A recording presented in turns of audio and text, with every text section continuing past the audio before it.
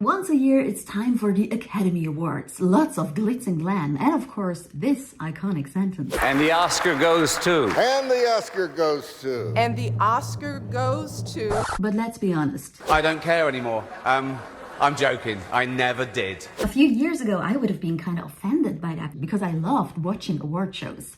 But now they just feel like a relic. So what changed? Should the Oscars just get cancelled? Or is there still something that makes them worth watching? I get that not everyone is as obsessed with celebrities as I am. The woman's just obsessed with me. But the day after the Oscars, plenty of people click on the articles and countless social media posts to see who won. And more importantly, what happened. Because the winners aren't always the most interesting part. We are here for the scandals, the outfits, the entertainment. That's why social media gets flooded with speculations even beforehand.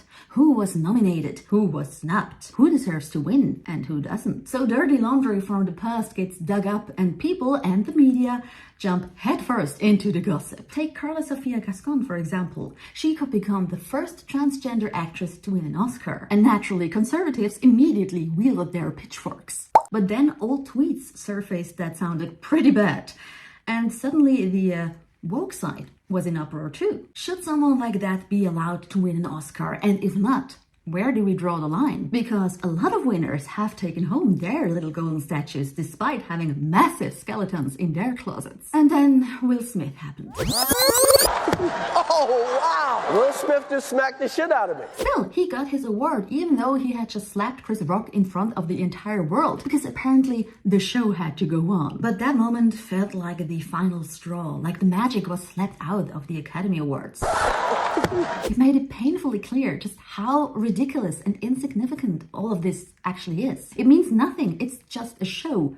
And shows can get cancelled. And this year, there's even another argument for doing just that. Just weeks ago, Los Angeles was nearly burned to the ground. Is it okay to still go through with this? I think the short answer is yes. Followed by a big but. Shortly after the fires broke out, The Hollywood Reporter ran an article titled "How the 2025 Oscars Can Save Los Angeles and Themselves." The author suggested making the wildfire a central theme of the event. Apparently, to go forward with the usual list of presenters and acceptances under more somber lights would feel not exactly tone-deaf, but certainly like a missed opportunity. They suggested turning the show into a fundraiser. Victims would attend as plus ones of celebrities because it would be pointless to have this show and ignore loss. And at least some of the Oscar ceremony should be shot remotely from scenes of the devastation. Because who wouldn't tune in to see their favorite stars made vulnerable? Who wouldn't tune in for the sheer humanity done by some of the people you least expect to be human? But honestly, who on earth would watch that? I mean, literally, I'm not heartless. The fires were a tragedy for LA, but for the rest of the world, it was just one of many. So would that be a meaningful way to raise awareness? Or just confirm what many think, like celebrities always trying to make everything about them? Yes, the Grammys did it, and not badly. Tonight, we decided we're not just going to be celebrating our favorite music, we're also celebrating the city. But at least internationally, it's not the Oscars. Reducing them to a kind of local GoFundMe on a global scale while so many other horrible things are happening feels like another Hollywood PR stunt that would suck whatever magic is left out of the Oscars. I mean, they started out as just a meeting of people in a hotel to hand out awards. There were no cameras until someone thought it would be a good idea to show it on TV. And with this came this wow factor and magic. And a stage for celebrities to say not just Thank you, but much more, like meaningful messages.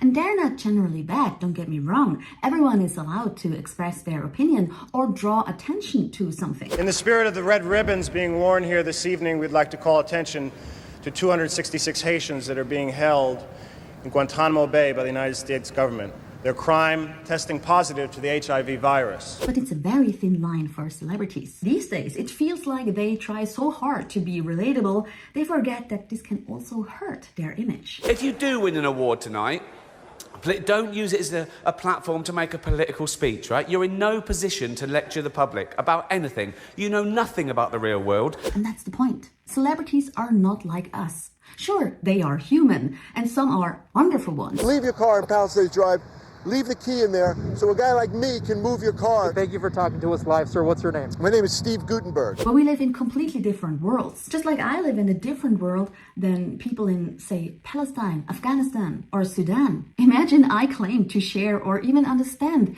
the same struggles as someone who has it so much harder than me. I'm not saying that there aren't celebrities who truly worked their way to the top, or that they can't have empathy and try to use their privilege to help others. But celebrities do live a privileged life, and empathizing how human they are can turn into an act really fast, and it can get really cringe. Imagine there's no heaven.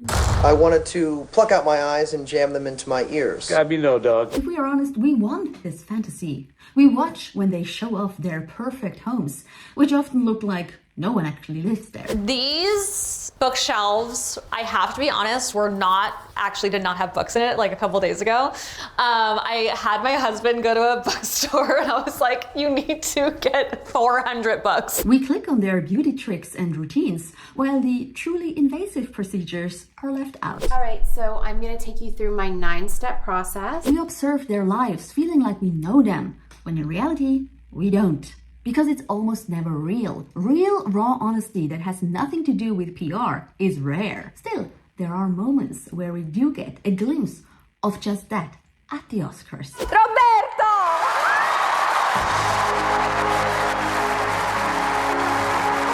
What went through my mind when I fell down? A bad word that I can't say that starts with F. Up here. These are real moments full of humanity and emotions, and they worked because they came from the heart. They weren't some forced performative nonsense, like when Michael Moore used his 2003 acceptance speech to call out then President Bush. We are against this war, Mr. Bush. Shame on you, Mr. Bush. When Olivia Colman got her Oscar, she was so funny because she was so wonderfully herself, and maybe the most genuinely surprised winner ever. Oh, it's genuinely quite stressful. This is hilarious. Got an Oscar. Glenn Close, you've been my idol for so long, and this is not how I wanted it to be, and I think you're amazing. I love you very much. So please wrap up. Right, okay. And of course, Ki Hye Kwan. Mom, I just won an Oscar.